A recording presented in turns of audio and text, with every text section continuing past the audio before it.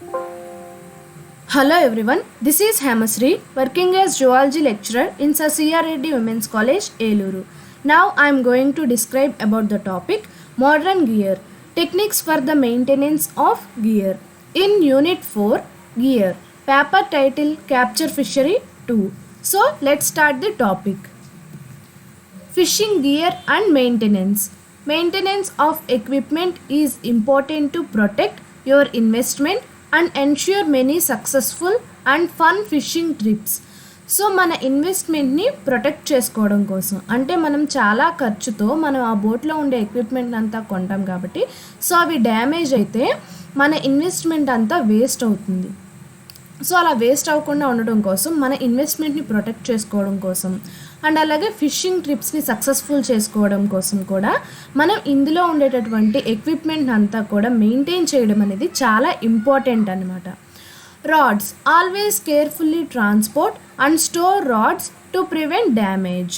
So షిప్లో ఉండేటటువంటి రాడ్స్ని కేర్ఫుల్గా ట్రాన్స్పోర్ట్ చేయాలన్నమాట. ట్రాన్స్పోర్ట్ చేసేటప్పుడు చాలా కేర్ఫుల్గా ఉండాలి అండ్ అలాగే వాటిని డ్యామేజ్ నుంచి ప్రివెంట్ చేయడం కోసం ఆ రాడ్స్ని స్టోర్ చేయాల్సి ఉంటుంది. Many rods has been broken in a vehicle door, trunk or tail gate or accidentally stepped on. So ఈ బోట్లో ఉండేటువంటి చాలా రోడ్స్ అనేవి యాక్సిడెంటల్గా బ్రేక్ అయిపోతూ ఉంటాయి అన్నమాట. సపోజ్ ఎలాంటివి అంటే వెహికల్కి డోర్ ఉంటుంది కదా బోట్కి, సో అలాంటి డోర్స్ కానీ దాని ట్రంక్ కానీ టెయిల్ గేట్ అంటే బ్యాక్ సైడ్ ఉండేటటువంటి గేట్స్ ఇవన్నీ కూడా యాక్సిడెంటల్గా విరిగిపోతూ ఉంటాయి అన్నమాట. Inspect after every use, look for fried guide attachments, damaged guides, damage to reel seats and handles. So మనం యూజ్ చేసిన ప్రతిసారి కూడా ఏమైనా అటాచ్మెంట్స్ అనేవి అరిగిపోయాయా లేదా డ్యామేజ్ అయ్యాయా, సీట్స్ కానీ హ్యాండిల్స్ కానీ అలాంటివి ఏమైనా డ్యామేజ్ అయ్యాయా అని ప్రతిసారి కూడా మనం ఇన్స్పెక్ట్ చేసుకోవాలి. Wash with warm mild soapy water and rinse thoroughly. So వాటిని ఎలా వాష్ చేసుకోవాలి అంటే మైల్డ్ సోపీ వాటర్తో, వామ్గా ఉండేటువంటి మైల్డ్ సోపీ వాటర్తో వాష్ చేసి ఆ తర్వాత నార్మల్ వాటర్తో రిన్స్ చేయాలన్నమాట. Dry fully then store in open air or enclosed in a case. So దాన్ని పూర్తిగా డ్రై చేయాలి అంటే ఆరబెట్టాలన్నమాట. సో లేదు అంటే అక్కడ రస్ట్ అనేది వస్తుంది కాబట్టి వాటిని ఫుల్గా డ్రై చేయాలి. డ్రై చేసి ఓపెన్ ఎయిర్లో స్టోర్ చేయాలి. లేదు అంటే ఒక కేస్లో ఎన్క్లోజ్డ్ కేస్లో ఏదైనా ఎన్క్లోజ్డ్ కేస్లో వాటిని స్టోర్ చేయాలి. Rod tip replacement kits are available at sporting goods stores and are easily glued in to place. So ఈ రాడ్ టిప్స్ అనేవి అరిగిపోయినా లేదా విరిగిపోయినా వాటి రీప్లేస్మెంట్ కిట్స్ అనేవి షాప్స్లో, స్పోర్టింగ్ గూడ్స్ స్టోర్స్ అనే షాప్స్లో అవి దొరుకుతూ ఉంటాయి. సో వాటిని ఈజీగా మనం గ్లూ యూస్ చేసి అంటే గమ్ యూస్ చేసి ఈజీగా రీప్లేస్ చేయొచ్చు అనమాట. Reels, depending on use, reels need to B cleaned at least once a year or more depending on how often and where they are used. So ఇక్కడ reels అంటే ఏంటి అంటే పాతకాలంలో బావిలో నుంచి నీళ్లు తోడడం కోసం దానికి గిలక లాంటిది ఒకటి ఉంటుంది చూసారు. సో అటువంటిది పెద్ద సైజులో షిప్స్లో ఉంటుందన్నమాట. ఈ ఫిషింగ్ నెట్ని వాటర్లో వదిలినప్పుడు మళ్ళీ దాన్ని పైకి లాగడం కోసం ఈ రీల్స్ హెల్ప్ తీసుకుంటారు. సో ఏమంటున్నాడంటే ఇక్కడ మనం యూస్ చేసిన దాన్ని బట్టి అండ్ అలాగే ఎలా యూస్ చేసాము, ఎక్కడ యూస్ చేసాము అనే దాన్ని బట్టి ఈ రీల్స్ని అట్లీస్ట్ ఇయర్కి ఒక్కసారైనా సరే క్లీన్ చేయాలి, లేదా ఒకసారి అంతకన్నా ఎక్కువ సార్లు అయినా సరే వీటిని క్లీన్ చేస్తూ ఉండాలి. Remove the reel from the rod to clean and lubricate. So ఏం చేయాలంటే ఈ రీల్ని రాడ్కి పెట్టి ఉంచుతారనమాట.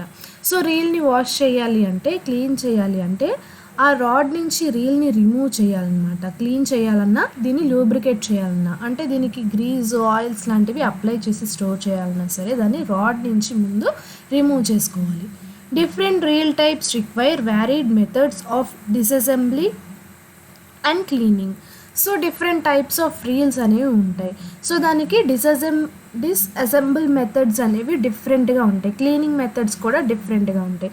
సో ఒక టైప్ ఆఫ్ రీల్కి డిస్అసెంబుల్ అంటే వాటిని విడదీయడం అనమాట, వాటి పార్ట్స్ అన్నీ విడదీయడం అనమాట. దాన్ని డిస్అసెంబుల్ ప్రాసెస్ అనేది ఒక్కొక్క దానికి ఒక్కొక్క టైప్లో ఉంటుంది. క్లీనింగ్ ప్రాసెస్ కూడా అంతే. దాని టైప్ని బట్టి దాని క్లీనింగ్ ప్రాసెస్ అనేది డిఫరెంట్గా ఉంటుంది. Store reels only after they are clean, well lubricated and with the drag loosened. So ఈ రీల్స్ని ఎప్పుడు స్టోర్ చేయాలి అంటున్నారంటే క్లీన్ చేసి వాటిని లూబ్రికేట్ చేసి తర్వాత దాని డ్రాగ్ని లూజ్ చేసిన తర్వాతే వీటిని స్టోర్ చేయాలి అని చెప్తున్నారు. ఒకవేళ మనం ఇలా ఏమీ క్లీన్ చేయకుండా స్టోర్ చేసేసినట్లయితే అవన్నీ పార్ట్స్ అన్నీ కూడా పాడైపోతాయి అన్నమాట. This prevents the washer drag system from ఫ్లాట్నింగ్ out and failing to work properly. So ఇలా చేయడం వల్ల ఏమవుతుంది అంటే ఈ వాషర్ డ్రాగ్ సిస్టమ్ అనేది స్లో డౌన్ అవ్వకుండా ఉంటుంది అండ్ అలాగే దాని వర్క్లో అది ఫెయిల్ అవ్వకుండా ప్రాపర్గా వర్క్ చేస్తుంది అనమాట. ఇలా మనం క్లీన్ చేసి లూబ్రికేట్ చేసుకోవడం వల్ల. Never use water pressure to clean a reel as this will force contamination into critical parts of the reel. So water ప్రెషర్ని యూజ్ చేసి ఈ రీల్స్ని వాష్ చేయకూడదు అంటున్నాడు. ఎందుకు అంటే ఆ వాటర్ ఫోర్స్ అనేది రీల్లో ఉండే కొన్ని పార్ట్స్లోకి వెళ్ళిపోవడం వల్ల అవి అక్కడ నీళ్లు నిలిచిపోయి ఉంటాయి. సో అలాంటి పార్ట్స్లోకి వెళ్ళి ఉండిపోవడం వల్ల ఆ పార్ట్స్ అనేవి కంటామినేట్ అవుతాయి అని చెప్తున్నాడు. Spin cost button will not work or rod and reel won't cost. So అలా జరగడం వల్ల ఏమవుతుంది అంటే వాటర్ నిలిచిపోవడం వల్ల ఈ స్పిన్ కాస్ట్ బటన్ అనేది వర్క్ చేయదు, లేదు అంటే రీల్ అనేది కూడా సరిగ్గా వర్క్ చేయదన్నమాట వాటర్ అందులో నిలిచిపోయి ఉండడం వల్ల. 2 common reasons A reel will not work properly. So ఇక్కడ ఏం చెప్తున్నాడు అంటే రీల్ అనేది సరిగ్గా వర్క్ చేయకుండా ఉండడం కోసం 2 రీజన్స్ అనేవి ఉన్నాయి. సో ఎందుకని ఈ రీల్ వర్క్ చేయదు అనే దానికి 2 కామన్ రీజన్స్ అనేవి ఉన్నాయన్నమాట. సో అవేంటో చూద్దాం. First one, loops or tangles inside the reel. To fix this, pull line out of the reel. So ఇక్కడ ఏం చెప్తున్నాడు అంటే ఈ రీల్కి ఉండేటటువంటి తాడు మెలికలు పడిపోవడం వల్ల కూడా ఈ రీల్ అనేది సరిగ్గా వర్క్ చేయదు అని చెప్తున్నాడు. సో దాన్ని ఫిక్స్ చేయడం కోసం ఏం చేయాలంటే ఆ రీల్కి చుట్టున్న తాడు మొత్తం కూడా లాగేసేయాలన్నమాట బయటికి. Often the line can be pulled out and will feel tough or rough to pull out until it gets past the tangle or loop, then it will feel easy to pull out. So ఇక్కడ ఏం చెప్తున్నాడు అంటే ఆ లైన్ని మనం లాగుతున్నప్పుడు ఆ loops ఉండడం వల్ల అంటే అలా మెలికలు పడిపోవడం వల్ల ఆ తాడు దాన్ని లాగడం మనకు కొంచెం టఫ్గా ఉంటుందన్నమాట. ఆ ట్యాంగిల్ కానీ ఆ లూప్ అనేది మళ్ళీ నార్మల్ అయ్యేంత వరకు కూడా మనకి అది చాలా టఫ్గా ఉంటుంది. అండ్ అలాగే ఆ లూప్ అనేది ఆ మెలిక అనేది నార్మల్ అయిపోయిన తర్వాత మనం అది లాగడానికి ఈజీ అవుతుంది అన్నమాట. సో ఈజీ అయినప్పుడు దాన్ని మొత్తం బయటికి లాగేసేయాలి. Next, turn the reels handle to draw the line back into the reel. Use your other hand to hold the line with some tension so that the line reels back in smoothly. So ఆ loop ఉన్నంత వరకు మనం ఆ తాడుని లాగేసిన తర్వాత reels హ్యాండిల్ని మళ్ళీ draw చేయాలన్నమాట. So మళ్ళీ దాన్ని చుట్టాలన్నమాట. ఒక చేత్తో ఆ రీల్ హ్యాండిల్ని డ్రాగ్ చేస్తూ ఇంకొక చేత్తో ఆ తాడు అనేది మనం హోల్డ్ చేయాలన్నమాట. సో అప్పుడు ఆ రీల్కి ఈ తాడు అనేది స్మూత్గా మళ్ళీ వెనక్కి చుట్టుకుంటుంది అన్నమాట. Second, the line has too much tension on it. Inside the reel is a tiny metal pin, a release pin, and if the line is putting too much pressure on it, the pin can't move and release the line. So ఇక్కడ ఇంకో reason ఏం చెప్తున్నాడు అంటే ఆ లైన్కి ఎక్కువ pressure ఉండడం వల్ల అనమాట. సో ఏమంటున్నాడు, రీల్కి ఒక మెటల్ పిన్ అనేది ఉంటుందన్నమాట, చిన్న పిన్, దాన్ని రిలీజ్ పిన్ అంటారు. సో ఈ లైన్ అనేది ఎక్కువ ప్రెషర్ ఉండడం వల్ల ఆ మెటల్ పిన్ మీద ఆ ప్రెషర్ పడుతుంది. సో అప్పుడు ఆ పిన్ మూవ్ అవ్వలేదన్నమాట. సో ఆ పిన్ మూవ్ అవ్వకపోతే ఏమవుతుంది, ఈ లైన్ అనేది రిలీజ్ అవ్వదు. సో అందువల్ల ఎక్కువ టెన్షన్ ఉండడం వల్ల ఆ మెటల్ పిన్ మీద కూడా ఈ రీల్ అనేది సరిగ్గా వర్క్ చేయదు. To fix, simply remove the reel cover. Take the line off the metal pin on the edge of the metal spool or drum and then replace the cover. So ఇక్కడ ఏమంటున్నాడు, ఇది fix చేయాలంటే ఈ reel కవర్ని remove చేసేసి ఆ metal pin మీద నుంచి ఆ లైన్ని తీసేయాలన్నమాట. తీసేస్తే దానికి ప్రెషర్ తగ్గుతుంది. సో అలా తీసేసి మళ్ళీ దాన్ని నార్మల్గా దానికి చుట్టేసి ఆ తర్వాత మళ్ళీ కవర్ని రీప్లేస్ చేయమంటున్నాడు.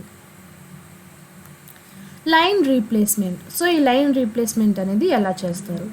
All lines degrade over time and use.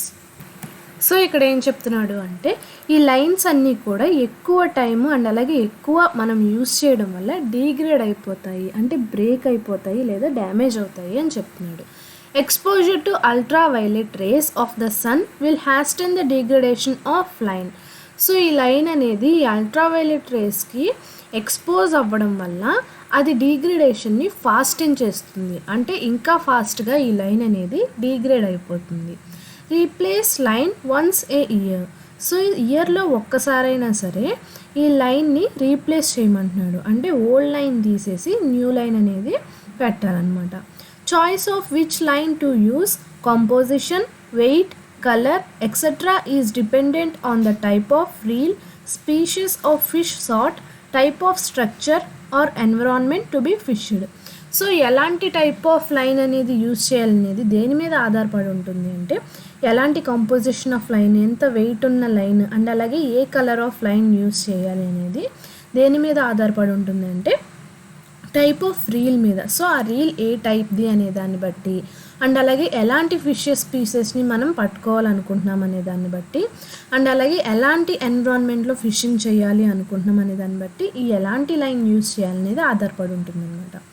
For most fresh water fishing use 10 LB, for salt water use 20 LB line.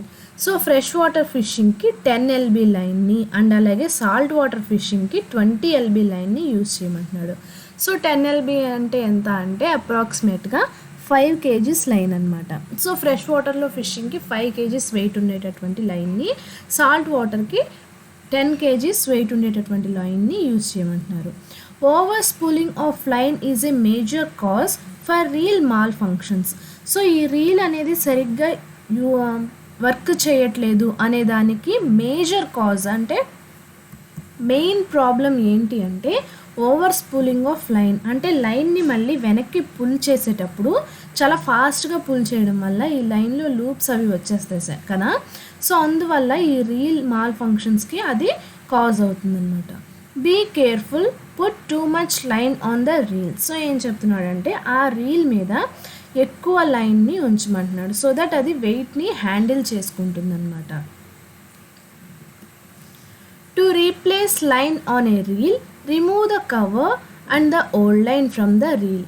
So కొత్త లైన్ని రీప్లేస్ చేయాలి అంటే రీల్ మీద ఉండేటటువంటి కవర్ని రిమూవ్ చేసి ఆ తర్వాత ఓల్డ్ లైన్ని రీల్ నుంచి రిమూవ్ చేయమంటున్నాడు.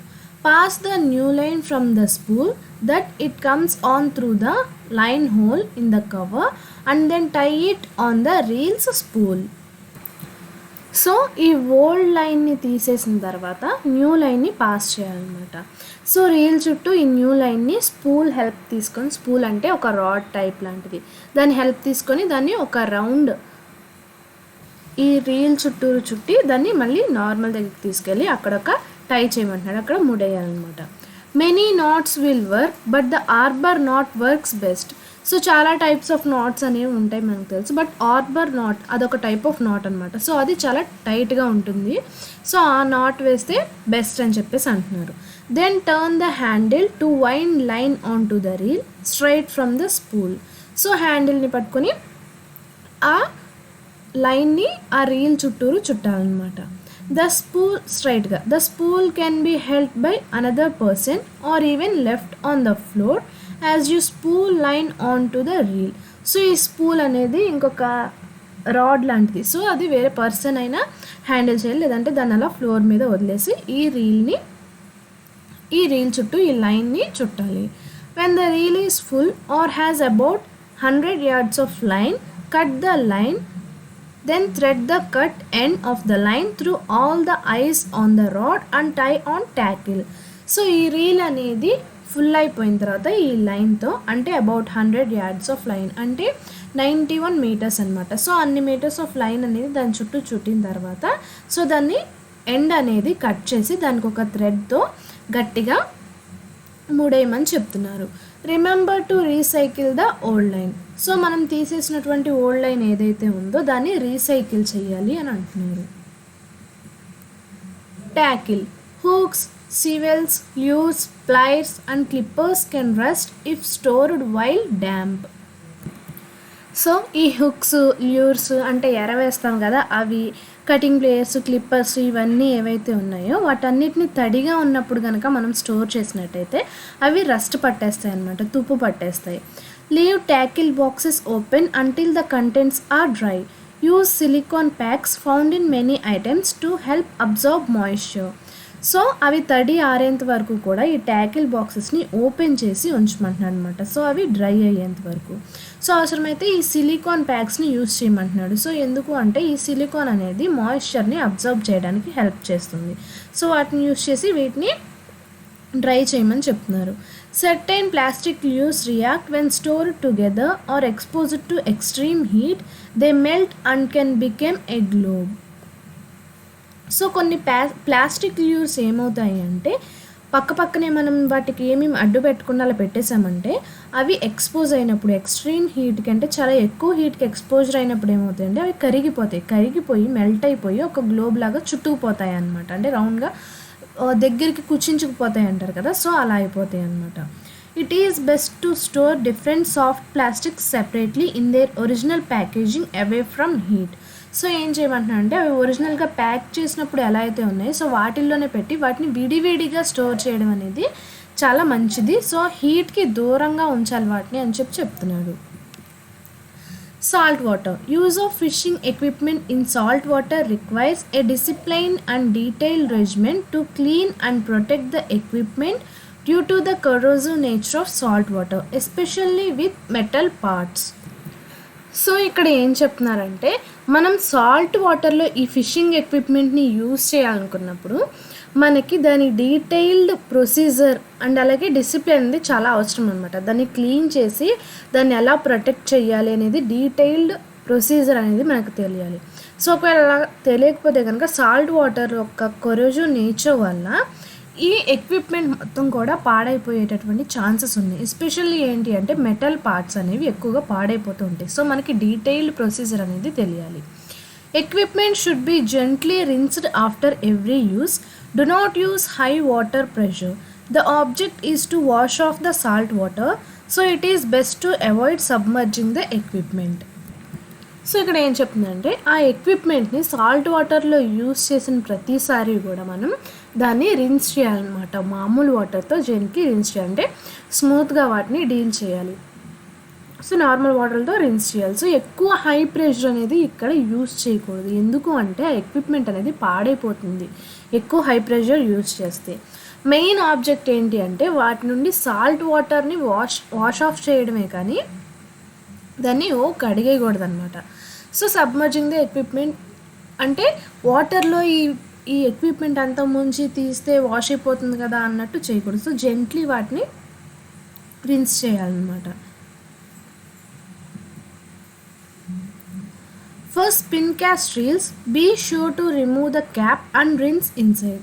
సో స్పిన్ క్యాస్ట్ రీల్స్ ఉంటాయి కదా, వాటికి ఉండేటటువంటి క్యాప్ అనేది రిమూవ్ చేసి వాటిని క్లీన్ చేయాలన్నమాట. సో క్యాప్ ఉంచేస్తే లోపల ఉన్నటువంటి సాల్ట్ వాటర్ అండ్ అలాగే మట్టి దుమ్ము ఏమైతే ఉన్నాయో ఇవన్నీ పోవు కాబట్టి. Allow rod and reel to air dry and wipe with a soft cloth if needed. Then apply a protective coating of lubrication suitable for use in salt water. So వీటిని clean చేసిన తర్వాత ఈ రాడ్స్, రీల్స్ ఇంకా equipment ఏదైతే ఉన్నాయో వాటన్నిటిని కూడా air dry చేయాలన్నమాట. సో ఆరబెట్టాలి వాటిని. అవసరం అయితే సాఫ్ట్ క్లాత్ ఒకటి తీసుకొని వాటిని తొడవాలన్నమాట.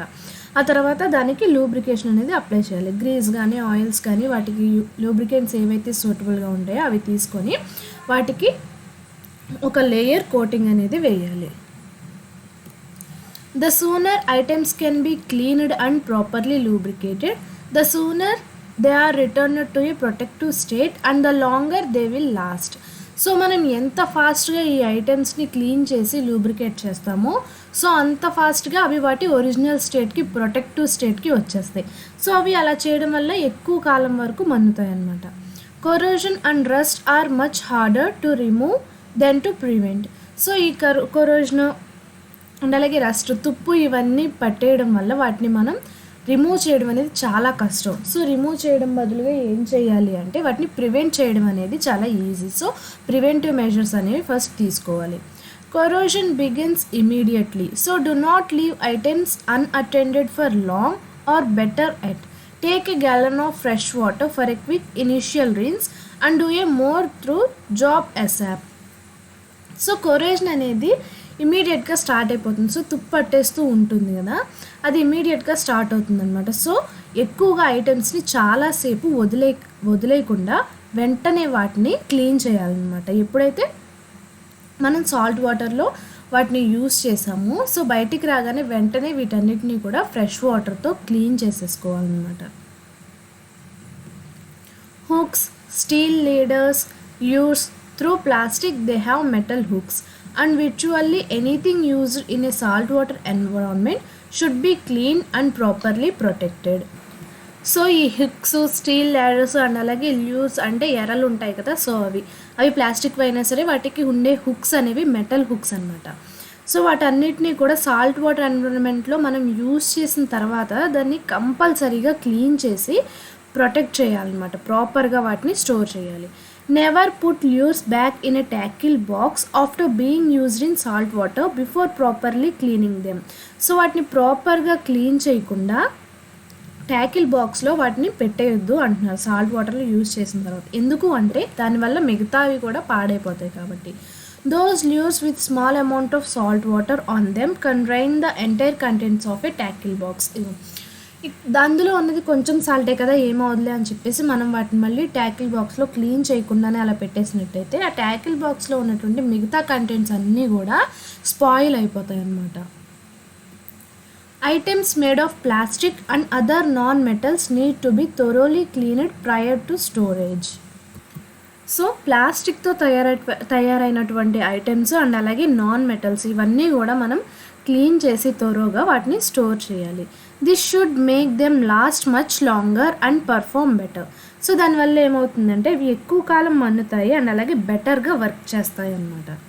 Light washing with a solution of baby shampoo are mild soap followed by a gentle good rinse. Do not use water pressure rinse. Will prolong the life of rods, reels and other items used in salt water. So baby షాంపూతో కానీ mild సోప్స్తో కానీ వాటిని rinse చేసి లైట్గా wash చేయడం వల్ల, ఎక్కువ water pressure అనేది యూజ్ చేయకుండా లైట్గా వాష్ చేసి స్టోర్ చేయడం వల్ల, లూబ్రికేట్ చేసి స్టోర్ చేయడం వల్ల వాటి లైఫ్ అనేది పెరుగుతుందనమాట. అంటే అవి చాలా ఎక్కువ కాలం వరకు మన్నుతాయి అండ్ అలాగే చాలా బెటర్గా వర్క్ చేస్తాయి అన్నమాట. సో సాల్ట్ వాటర్లో యూజ్ చేసిన ప్రతిసారి కూడా మనం వీటన్నిటిని క్లీన్ చేసుకొని లూబ్రికేట్ చేసుకొని మంచిగా స్టోర్ చేసుకోవాలి.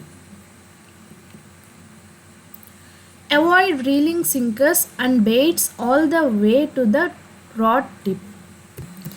సో ఈ రీలింగ్ సింకర్స్ని అండ్ అలాగే బెయిట్స్ని రాడ్ టిప్ దగ్గర అవాయిడ్ చేయమంటున్నారు.